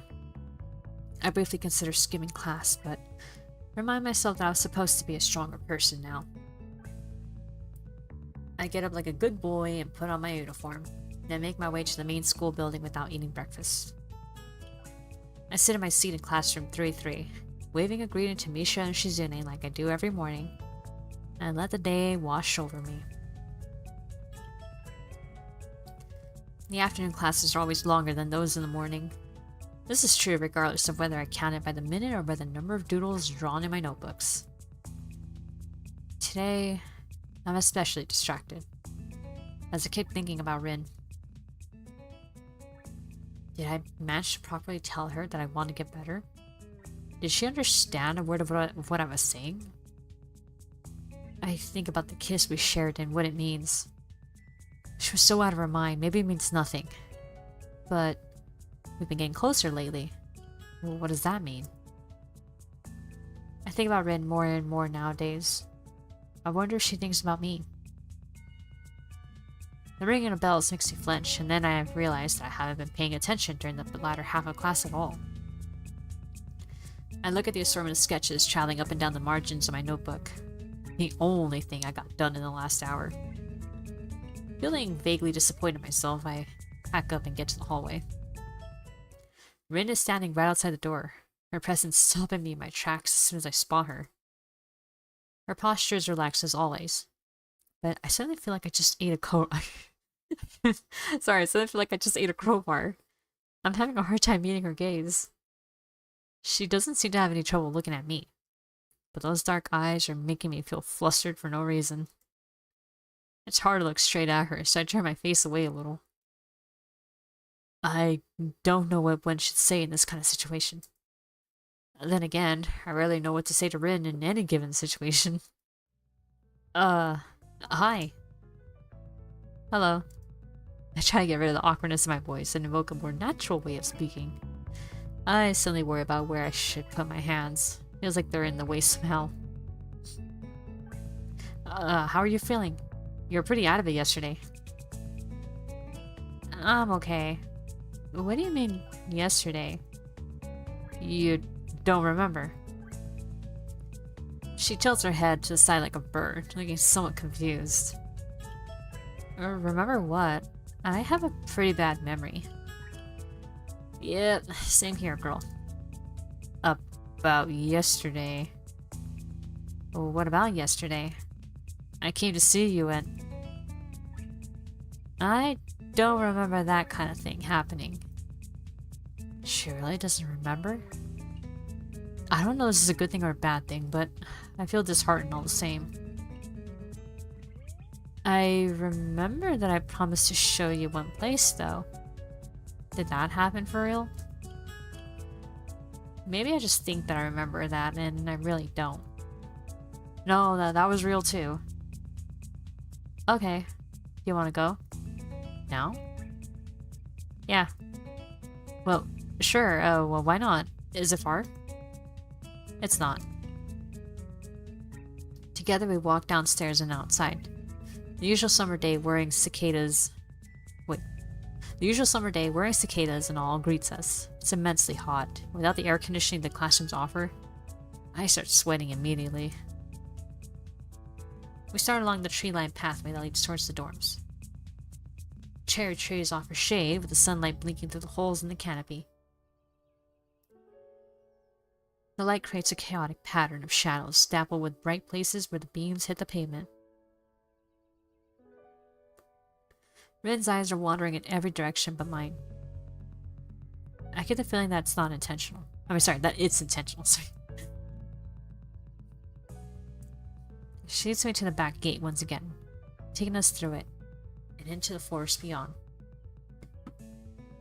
As before, the dropping temperature and the drastically reduced levels of light make it feel like the forest is swallowing us into its cavernous belly. I remember, where I used to live, there was a little section in the hills that, you know, because it was like a big old park. And there was a place that you could walk if you take the hiking trails, where there was like a small section of redwood trees. And man, like walking through there felt pretty good because the redwood trees, they were like really, they offer so much shade that you just feel the temperature drop. It's awesome. Man, I missed that park. It was pretty cool. I remember seeing a bunch of Canadian geese and their goslings there. The cobra chickens were not that aggressive. So at least those ones weren't, as long as you didn't get too close.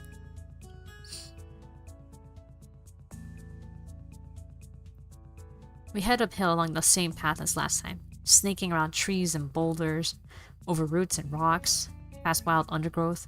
Birds sing somewhere in the woods, soloists for the humming background music of the treetops.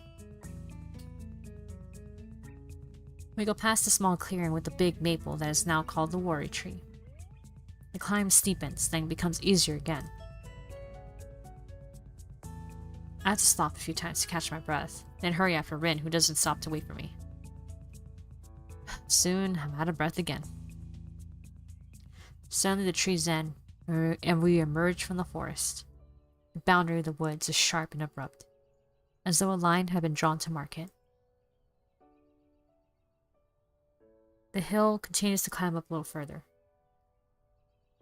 Oh, further ahead. But from here to the top, it's a rocky meadow. Patches of grass and small bushes that look like they are growing straight from the rock.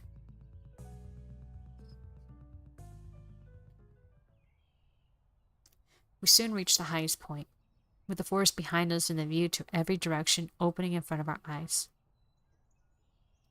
The city lies far below and away, lazily reveling in the quiet afternoon mood. You can see pretty far from here, and the vista is beautiful. I wonder how high we are. How high up we are. I breathe the fresh air and feel my heart rate slowly coming back down. I think I might have overdone it a bit. A higher pulse is dangerous for me. I'm feeling fine right now, though. The wind picks up, ruffling my hair and causing the trees below us to sway. It makes the grass undulate in waves. Undulate. As the breeze sweeps across the hilltop. Sun shines from the open skies upon us. A few clouds passing by to shadow it. What was painful heat before is now gentle warmth. I take a good look around. The hilltop is pretty in the way nature often is. Unplanned harmony found in the natural arrangement of things.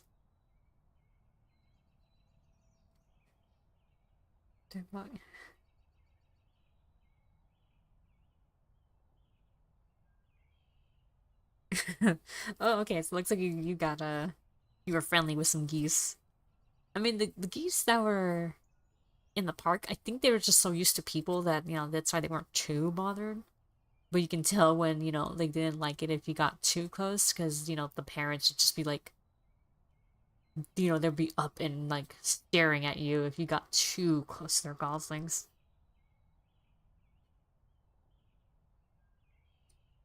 Although I haven't seen them attack anyone, even, like, I was surprised, actually, because, like, I remember some kids were near those goslings, and I was really expecting the freaking geese to just go nuts or something.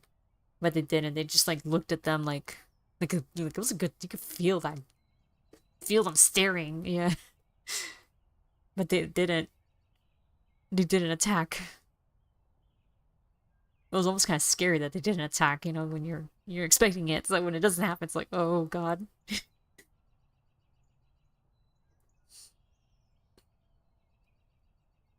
The most striking feature is the abundance of small yellow flowers.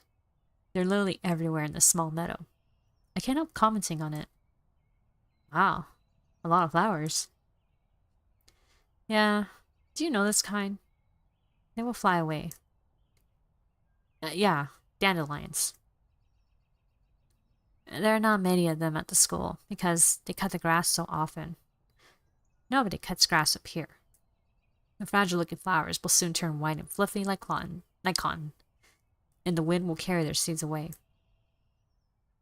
Oh, this is like her video. I mean, the animated thing. When Hisau's holding it, and he's like shaking it, crouched down to like a one tiny yellow flower. And I remember he picks up the yellow dandelion, and then it turns into the white puffy one. One tiny yellow flower, silently basking in the sunlight. There's not a hint of white yet, so it's still waiting for its time to be fulfilled. They were calculating the risk.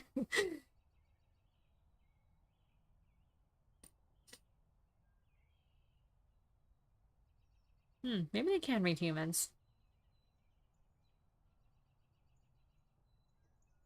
Oh, I'm okay with flowers. Depending. I know some areas can make my allergies act up. I brush my fingers against the delicate yellow petals. Feel the soft texture on my fingertips. It feels nostalgic somehow. I hear Rin approaching from behind and stand back up to face her. She has a weird look on her face. Something on your mind? I don't know. It's just... Oh, what the fuck? Oh. This is a wall text. Please tell me it's okay. Oh, okay. You just look so sad all the time. It comes up so easily and it makes me confused, and I really don't remember much about yesterday except that you came to my room. And that's why it might be because of me. So if it's because of me, I think that I know why. It's because people don't really like talking to me, and you might be the same, and that would be sad. I know that people when I'm talking about others, then me too, always says that, and I'm strange and that I talk strange things, so I thought I'd try not to say strange things, but that just makes me think more and new and strange and colorful, so that was not a good word, but maybe you understand anyway. And odd things, so if I want to say something, I don't really know how, and then the words are not the same as the thoughts because something goes wrong on the way out, but it's not like the thoughts are really the thing I should be saying. It's more like the idea of the thought, or the feeling of the idea, or the idea of the feeling, but it's not really any of those either, because there's no word for it, unless I invent a new one, which is not really useful. So I've been thinking if doing things is better than saying so. Maybe because yesterday I took those pills and I was feeling a little strange, I might have done something that I shouldn't. Besides, I don't even know if it would be any better if I could just say the thought. There's no telepathy. That's real telepathy, isn't there? I think it'd be terrible and useful at the same time, but right now I wouldn't mind, because misunderstanding is so easy, but understanding is not, and I thought... Ooh. She went on one hell of a ramble.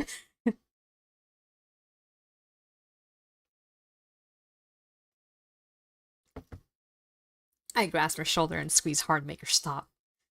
I don't have the capacity to take all that in at once. Ren shuts up instantly. Take a breath. I'm not upset. Why would I be? I'm just a little confused. But it's alright. I wonder if I was making a face she doesn't like again. I guess I've been thinking about yesterday all the time. Maybe I look weird. I wish I had a mirror with me at all times. No need to get it all said at once. I'll listen if you talk slower. It just came out. Sorry. I'm okay now. I just wanted to say something. I didn't mean that much. It's weird, isn't it? She looks at me with surprisingly timid expression. One that I haven't seen before. I can't help but laugh a little. Yeah, it's weird. You are a pretty weird person, but there's nothing wrong with that. Thanks for being worried about me, but I'm gonna get better. I told you that yesterday, but I guess you don't remember that either.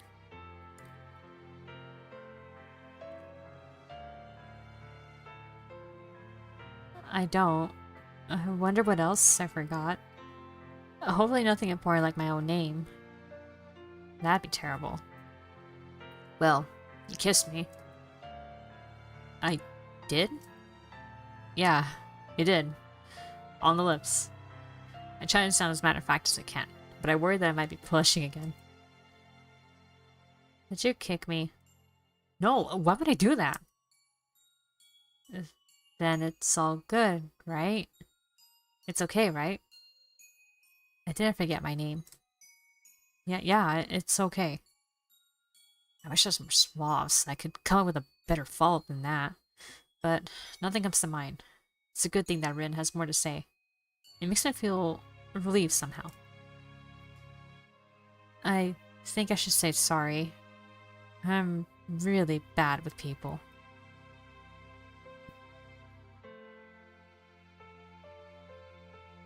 Some things are hard to understand. Like jellyfish. Do you understand jellyfish? I guess not.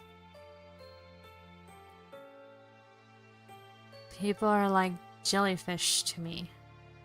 I don't understand. Now it's her turn to make a face I don't really like seeing. I've never really had friends. Oh. Oh shit, this is a fucking decision? Oh god. Why are there so many decisions are gone down the route? Oh boy. Uh...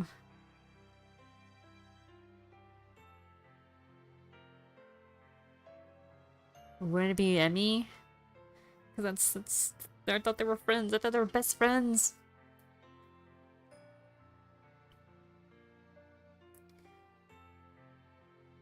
Because, like, the first one kind of sounds a little egotistic, right?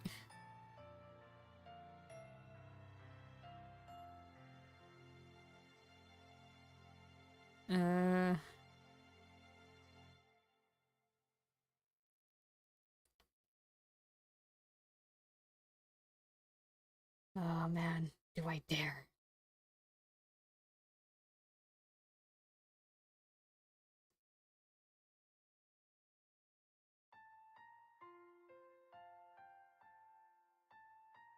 What about me? What about Emmy?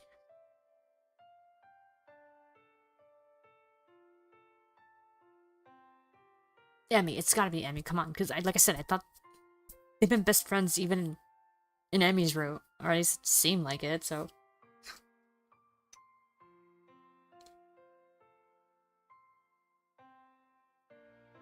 Yeah, okay, yeah, you know what, I'm gonna go with this one, because like I said, this, thinking about it more, this really does feel kind of egotistic. It's like, well, what am I? What about me? You know, what am I to you? You know, kind of thing, and just gonna put weird pressure.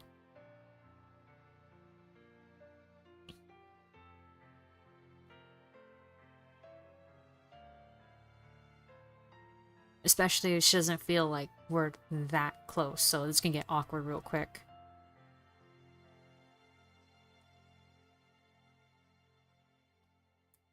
Okay, see ya, A-Leaf. Thanks for dropping by. Okay, yeah, what about Emmy? Oh, what about Emmy? She pauses for a while, as if having to as if having to consider the possibility. The possibility came unexpected to her. Emmy takes care of me. I don't really know why. But I can't really talk to her. Not in that way. It's like her head is made of soap foam and marshmallows. Or maybe it's just me. I like her though. She's really nice, isn't she? Yeah. I want to be your friend too. I'll listen to you if you want to talk. If you don't, then I could just sit quietly next to you. And I want to tell you about what I think too. It goes both ways. We should definitely be friends. It's really nice of you to say that. I have always been able to tell everything to pencils and paints and paper. They are my best friends. It is harder with people. I have to use words. That is hard for me. Yeah, I know. You told me about how you forget. Ren nods at me wordlessly, and I dare to attempt showing her a little encouraging smile. I hope I do it properly. She doesn't reply in any way. I feel really glad. The distance Ren puts between herself and everything else has made me feel really uneasy ever since I met her. If we become real friends, I'm sure I can understand her more. I'm sure that this way, we can close the gap of understanding between us. My thoughts don't transmit to Rin. She seems lost deep in thought, wandering amidst amidst the sea of yellow flowers covering the grassy hilltop, just as well. Time passes, the breeze making the taller grass sway gently in time with the wind. Rin hums a little song to herself, so quietly that I can't tell what it is, if it's even anything at all. A stronger gust sweeps over the hilltop, and the sound of the trees and the wind buries the song away. I check my watch. We're out of habit more than anything else. It's 4:30 right now, on this Saturday afternoon. Rin looks into the distant horizon with that odd, blank stare of hers, as if she were looking at nothing at all. Her pupils are dark and quiet, like a pair of deep, still ponds. I think I'm going to quit the art club. I realized it when we had that argument last week. It was a good thing I tried it, but it's just not my thing, you know? I had more fun getting to know you than actually doing the art stuff in there. But I want to stay as your friend. Would that be alright? Sure, it was getting pretty creepy anyway, with you staring at me all the time. Her comment makes me fluster immediately, but I manage to reply. Sorry about that. It's okay, I'm used to it. You're not the first person who likes to see me paint. Are you gonna do some other thing? I don't know. Probably not. You are going to become better, right? Sure. Me too, you know. I'm going to talk to that friend of the teacher and ask her to put my stuff in her place. And work hard to get all that done. I decided that just now, you know. But I think I knew it all along. I've had this feeling for a long time now. That I'm going to change. Even if I hate it and don't want it. And if I wanted to, I would change. Like I'm not enough the way I am. I think this could be a good way to do it because it's like a straight line. Like I've learned all the things in my life so far just for this. It's just art, and it's the only thing I really know. I know what I'm gonna do, so it's good. I'm not afraid at all. I feel like I always do. Is that weird? No, not at all. I close my eyes and give in to the irresistible sensation that's been growing inside me all week long. I float up, towards the surface of my own life. The pressure of being underwater slowly diminishes, the weightless sensation becoming stronger. I break the surface of the water, lifting my head into the sunlight and inhale deeply, breathing in fresh air as if for the first time in a long, long while. Oh, did she get closer? My lungs fill with oxygen, and I open my eyes to see Rin's peaceful, determined face. We walk down the slope carefully, and slowly to avoid falling down. Rin in the lead, and me a few steps behind. Rin surely can do this. Even if she can't, she's going to pull through. I'm sure that I can keep my head above water too, from now on. The sun sets behind our backs, setting the world ablaze in its orange glow. I keep watching the back of the red-headed girl descending the path a few steps ahead of me.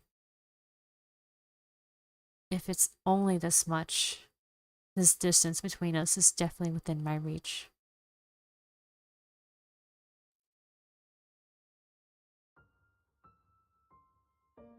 Oh, next part. Oh, it's like the thinker. Distance.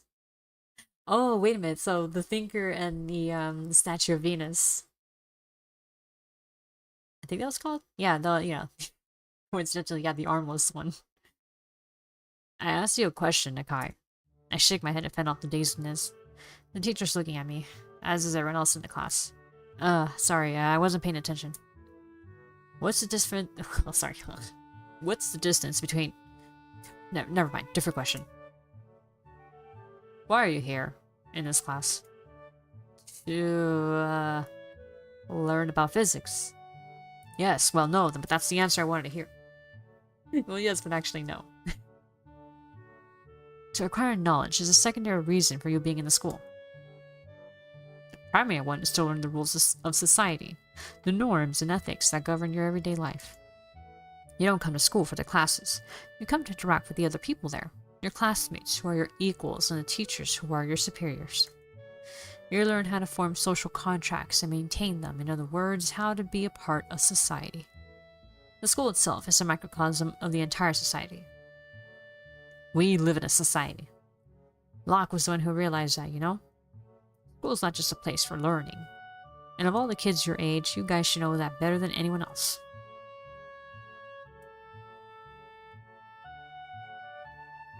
He pauses for a moment, and lets his eyes sweep over the class to see if the message sunk in. At the very least, it shut everyone up and got them to focus on him. Captivated either by his voice or the sudden change of topic from physics to the philosophy of education. However, my classes, as you so aptly put, are a place for learning about physics. He points at me with a piece of chalk he's holding. So no sleeping during class. Got it, Nakai? Yes, sir. In the corner of my eye, I catch she's in a scowl and Misha's barely contained giggle. I sink deeper into my seat. After class is in, I'm the last one to leave the classroom. I close the door behind me and quietly make my way to the art room. Cloud time passes in relative peace and quiet. I sit in my usual seat next to Rin, but she doesn't seem to be in a talkative mood. She's even more distant than usual. Today we're going to draw a still life and get to choose from either a vase full of fake flowers or an arrangement of rocks, sticks, and canvas. The teacher encourages us to gather around the preferred motif, emphasizing perspective, texture, and lighting as key points of this exercise. I look at Rin to see if she prefers one of the subjects over the other, but she just tilts her head, signifying nothing. The club members quickly shuffle their chairs around the classroom to get closer to either the vase or the clutter. Rin and I both pick the flower vase, but only one of us seems to do any work. She's ignoring Nomiya's assignment just like she's suddenly ignoring me. Suddenly started ignoring me, sorry. And has begun doodling something idly with her foot. Not really even looking at what she's drawing. I try to catch her gaze, but she's looking out the window. It's making me uneasy. Rin almost looks like she's asleep with... Rin almost looks like she's asleep with the way she's leaning back against the chair, with her legs resting easily on the desk. She's now completely given up on the drawing. The more I try to relax, ignore her, and just be myself, the more it feels like I should ask if something's wrong. After club activities are over and others have filed out, Rin gets up from her seat and marches over to Nomiya with unusual determination. I will do it. Nomiya, who is humming to himself while sorting a box of pencils by hardness, turns around with a mixed expression of friendliness and incomprehension on his face. Huh? What will you do, my girl? The gallery person. I can talk with that person. At least yesterday I thought I could. And today too. I think. I want to try it. I'm gonna go all the way. The widest smile I've ever seen on any person's face lights up the teacher's features. He's almost literally beaming. Oh, wonderful. I had almost lost hope.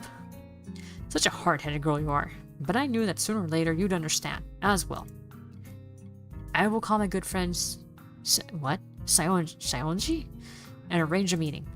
You'll need to show her your work so she can estimate it. I've told her about you. Obviously, you should talk face to face. It's so exciting, isn't it? That fucking expression. Nomiya's talking more to himself than to us, and walking in circles around his desk, waving his hands around widely all the time. He picks up his cell phone from the breast pocket of his jacket, and flips it open with a stylish movement, starting to look for the number to call. While he searches, he notices me staring and gives me a beaming thumbs up. I shrug back at him, doing my best to not look smug. Nomiya finds the number and makes the call, turning away from us and lowering his voice once it goes through. Even so, I can hear his excited tone. The call doesn't last long. Fabulous! Sai is at the gallery right now, and she said she would stop by right away if that's fine. This is most excellent. Do you have some kind of portfolio to show Rin? She just shakes her head at the question. Never fear, I've taken some photos of your paintings. We can bring those and maybe a couple of originals with us. Those will be quite sufficient for now. There should be some recent ones around here in the back, right? Pulls out a folder full of photos out of a desk drawer, then charges towards the back, where there's a small storage room and extra cabinets for all the materials and tools the art classes and club use. He soon finds what he's looking for and crudely wraps 2 of Rin's paintings in some brown packing paper. Nakai, would you carry these to my car? Pick up the 2 oil paintings. They aren't heavy, but they do make navigation somewhat cumbersome as I follow Nomiya and Rin to the parking lot. Nomiya has a pretty nice car. Not something I expect a high school teacher to drive. I wonder what kind of salary is there in a Yamaku. canvases are stuffed into the trunk, where they just barely fit. And at the teacher's over-enthusiastic prompting, I get in the car along with them. Rin answers my questioning stare with a confirming nod and a nonchalant shrug. I guess I become some sort of assistant for her now.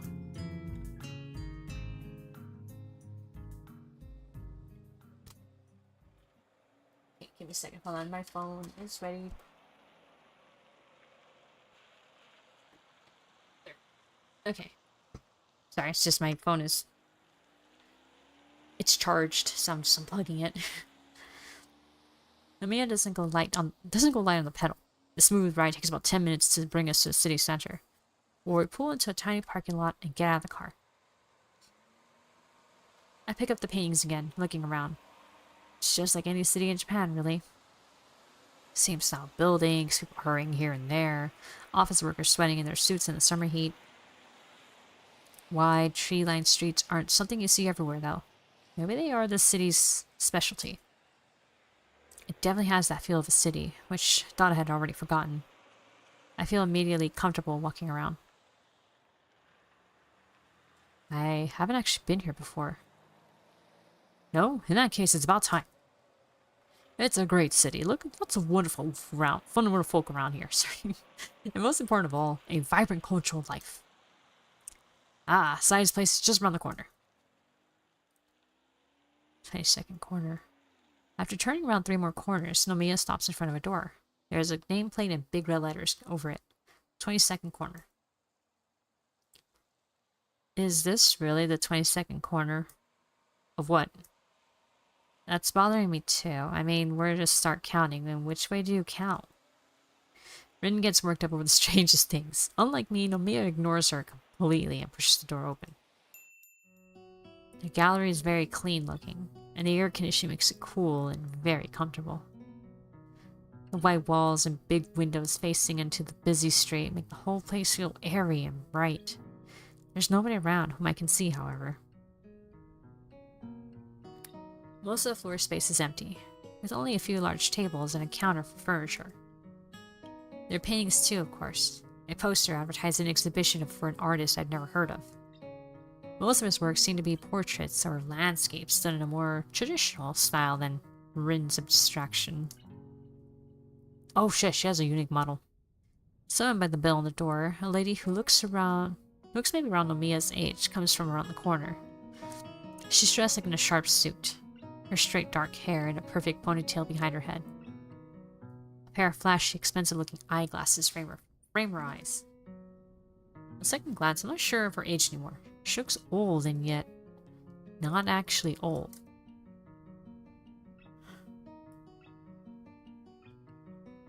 Oh, give me a second. Let me get some water. Ugh.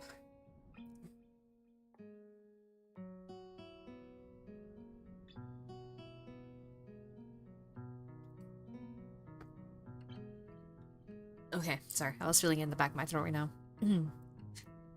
Sai, hello. She clearly recognized the teacher, greeting him warmly. Oh, there you are, Shinichi, and so quickly. I take it that these two are your students. Indeed, let me introduce you. This is Rin Tezuka, the one I spoke to you about, and the healthy-looking lad over there is Hisao Nakai. She takes a long, hard look at both of us, especially Rin. Feels like we're being evaluated. That a worth of some abstract kind is being calculated for us. Her eyes linger for a long time on Rin, on her eyes, her empty sleeves tied in knots, her posture. Sai takes her first impression of Rin with an intensity I've not seen used by anyone else before. Once finished, she smiles amiably. Pleased to meet you both. My name is Sai Soenji, and I'm the owner of this gallery. Can I maybe offer you some tea? Oh no, thank you, we're fine. Let's get down to business. I lay the paintings on the tabletop to give the gallery owner a better view, and Nomiya pulls out his folder of photos. The old lady studies Rin's works carefully, absent-mindedly brushing her cheek with her fingers while letting her gaze sweep over the paintings. Her eyes remind me of a bird of prey of some sort. They're so sharp and somehow very calculating. She takes her time, slowly going over the paintings in order to... over the paintings in order without uttering a single word. Even the teacher looks very nervous. He tries to point out certain details and other things about Rin's work, but it seems like she's not listening. Well, Namiya and I keep looking at Sai. She's trying to look for some hint of reaction on the gallery owner's face. Rin lets her gaze wander around the gallery space. Suddenly, she pipes up. Is this really the 22nd corner? Sai raises her gaze from the paintings and to look at Rin, but doesn't answer. It's probably for the best. She takes stock of Ren's slouchy posture, and her dreamy eyes are again moving restlessly about. The way Rin seems to be detached from a situation that's supposed to be very important for her annoys me just a little. I'm practically holding my breath here.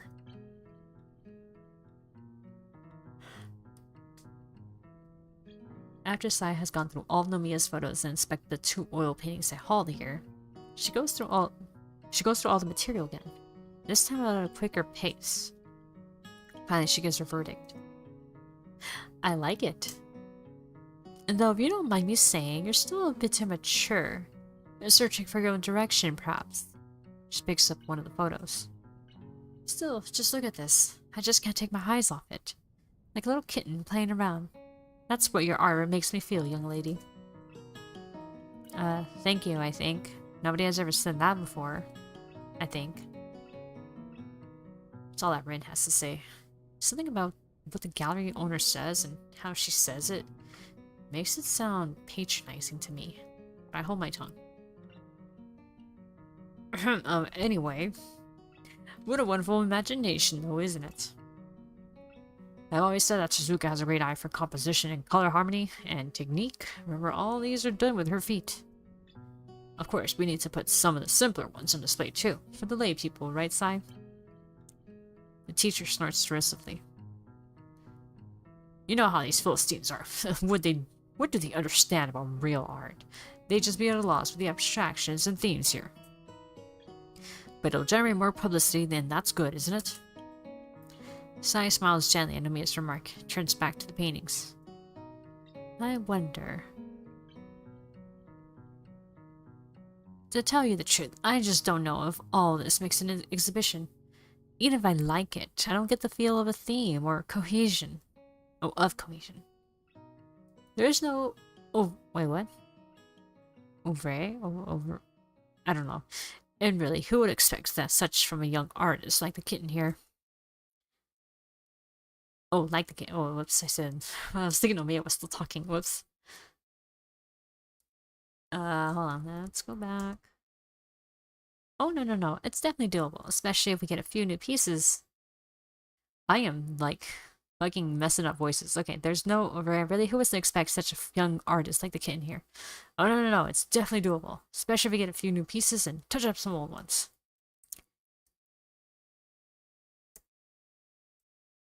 Oh, God, fucking read, goddammit, read. I don't mind painting more. I'll do anything. It's a bit of a stretch. Sorry. Trust me, I wouldn't have come to you if I didn't believe Shizuka was ready. You can see it too, can't you? I know exactly what her kind is capable of. And you know too. You've entered into a whole new world, yep.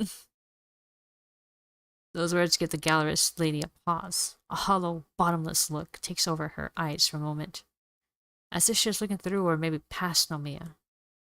She says nothing, but her mouth becomes a tight, flat line as if stretched. Finally, the moment passes. Is that what you're saying? That's what I'm saying. Sai sighs and takes a few steps, walking in a circle as if to help organize her thoughts. She takes another look at a photo of the painting she particularly liked. Oh, fuck. Damn it. Stupid. Okay. Oop, nope. The one that made her call Rin a kitten. Okay, that's what it says. She puts her hand over her mouth, lost for words. After a few moments, she shakes her head.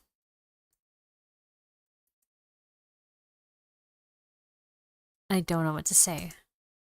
After seeing you, dear, and these paintings of yours, would you excuse us for a moment? I want to talk to your teacher private for a bit. Sai draws the art teacher aside, and they talk in hushed tones for a while. I can't hear what they're saying, but over her shoulder I could see the lines around the corners of her mouth tighten as she motions with her hands in the time with her words. The expression on her face is... What kind of expression is it? I couldn't say.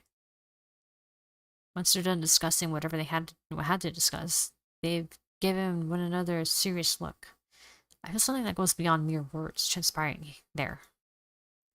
They walk back to us. Sai looks seriously at Rin, her left hand reaching as if instinctively towards a pack of cigarettes. Damn it, I fucking pressed it again by accident. Towards a pack of cigarettes that's lying on the table. She picks it back up and extracts one, looks at it absentmindedly, as if only now realizing she did so, and puts it back. She finally locks eyes with Rin, evaluating her once more. All right, little kitten, I'm going to believe in you. I would display your paintings in here, but from what I can see, this is not enough. You don't really have a cohesive theme, and you don't have enough of the good stuff. You're going to have to work hard to actually get something that we can put on an exhibit here. I know.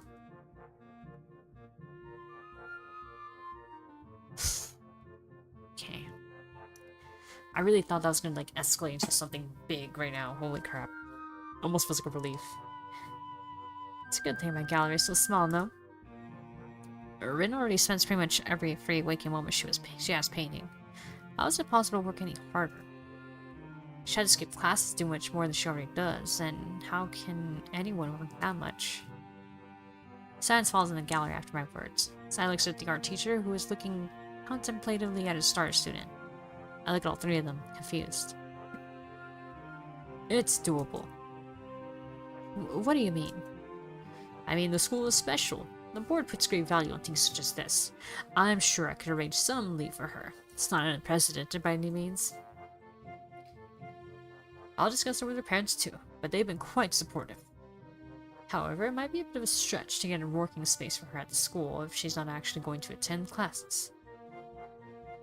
Actually, I was thinking about this before. Do you use the place upstairs for anything? No, I don't. I haven't since back then. It's more like a landfill than an atelier now. Upstairs. Oh wait, no, that was Rin. Upstairs. I own a small atelier apartment on the top floor of this building, but it hasn't been in use for... Oh, goodness, it's been so long, hasn't it? Her eyes leap to Nomiya, who has a strange mute expression on his face. Indeed, do you think? Nomiya, in all his brashness, has trouble coming straight out with the question. Sigh, of course, sees through him and throws up her hands, sighing deeply. I can't say... I guess I can't say no, can I? Very well. I'll lend you the use of that place as well, if needed. It's not like I really use it. Excellent, I knew I could count on you. Don't celebrate yet. It really is a mess, so don't be shocked when you first see it. Oh shit, fuck. Damn it, Moon. Fucking read. I think it's because Nomiya's and Sai's names, like the colors you're using, they're so close that I'm mistaking one color for the other.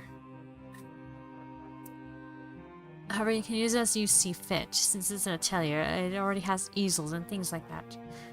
You only need your own tools and materials, and to somehow clean it up a bit.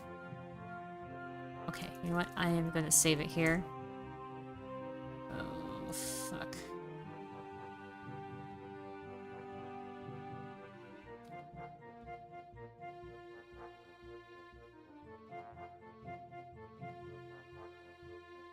Fucking new save state. I'll make a new one. Because I'm afraid, like, she already has so many choices, I'm afraid that I might have fucked up somewhere in the middle and then I have to, like, redo the whole thing. And I don't want to redo the whole thing. But anyway, we saved it, so let's see. Main menu. We'll stop there. Because apparently me, like, mixing up names and unable to tell the color differences is becoming a bit of a problem. Maybe I need a break now.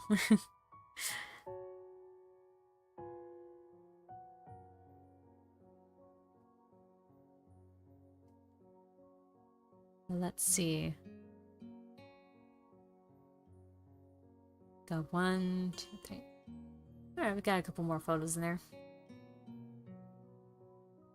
It's nice that I really thought that these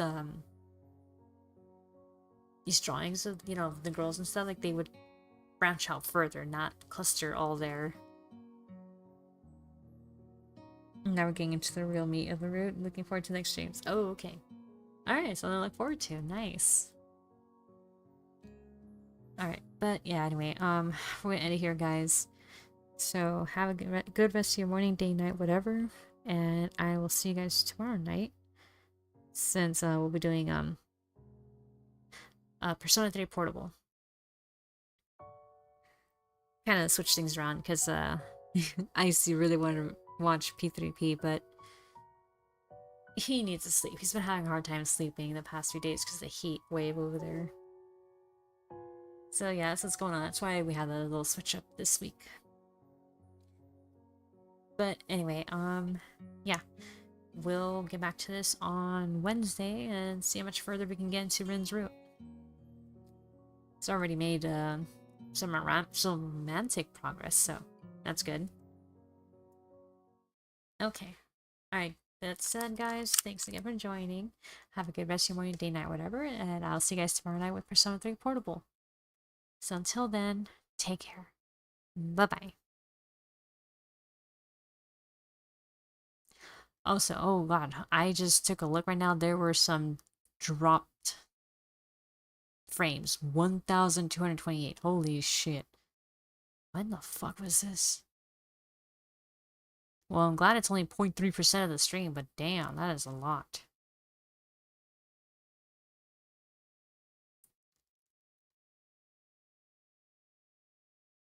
Ugh, okay, well, hopefully it's not that bad. Anyway, yeah, alright guys, good night.